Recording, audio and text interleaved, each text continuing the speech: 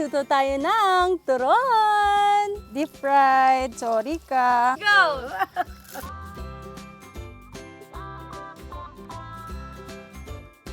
Hello everybody, this is Rochelle and welcome back to our vlog! Another day, another vlog na naman tayo. Let's go!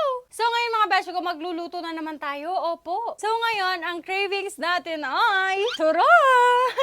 Saktong-sakto mga besyo ko dahil naglumpia ako last time and may natirang wrapper. Syempre may saging tayo, oh, di ba? So ang kailangan natin ngayon mga besyo ko ay saging. Syempre hindi mawawala ang asukal. Hindi din mawawala ang wrapper. Hindi din mawawala ang mantika. Hindi din pwedeng mawala ang charot. So, ano pang hinihintay natin? Tara, magluto tayo.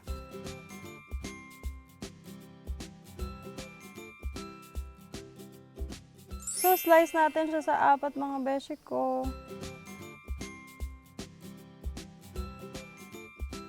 Ito na yung saging natin! So, ngayon mga beshi ko, meron po tayo dito itlog. And nilatag na rin natin yung wrapper natin. And ididip natin yung saging sa sugar. And ilalagay natin siya dito. Ayan. Konti lang dapat kasi hindi siya maluluto. Ang gagawin natin is ganyan lang. Chin, cheese! Tapos, didip mo yung kamay mo dyan.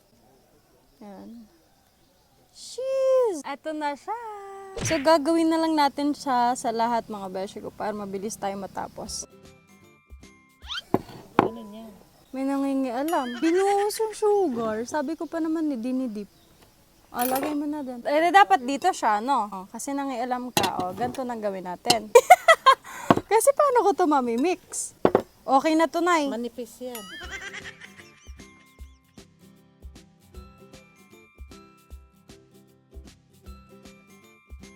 So, eto na yung ating turon. So, ngayon mga beshi ko, nagdupong na rin po kami. And ilagay natin tong kawali. Uy, tsaka ang dami. Akala ko konti lang to. O ngayon, magluto na tayo.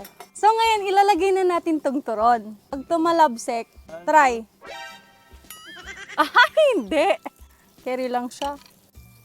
Uy, sa sobrang lakas ng apoy, feeling ko bigla yung luto nito. May ganun eh. Diba? Bangga! Uy, feeling ko ang ganda ng luto nito. Ang init eh. Sorry! Deep fried. Sorry ka. Ay! Nay! Init! Ang ganda ng pagkakaluto ko ngayon. Ang ganda ng pagkakadali ko. O, tigita mo ba yan? O, pwede na ako mag-asawa na ito. Paano ba yan? Yabang. Pinagmalaki yung luto. Inay, umupo ka lang. Baka napagod yung bunga ko. Pamimeriendahin kita galing kang Marites.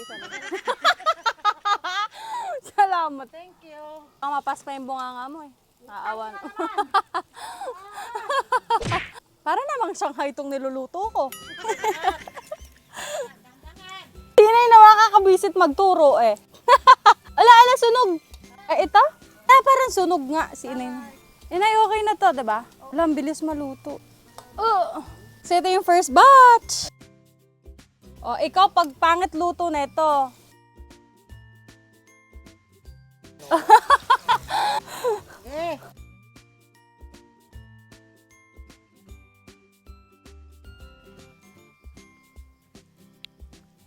oh, panis! Dat ganun.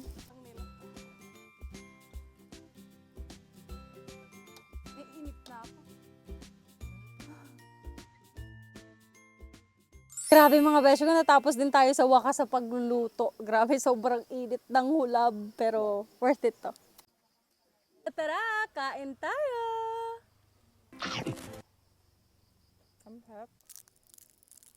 Saging na saging mga bindi, tinipid, gano'n. Ganyan talaga yung mga pagkain pag niluluto sa bahay. No? Kasi kung bibili naman tayo sa mga store dyan, alam naman natin tinipid.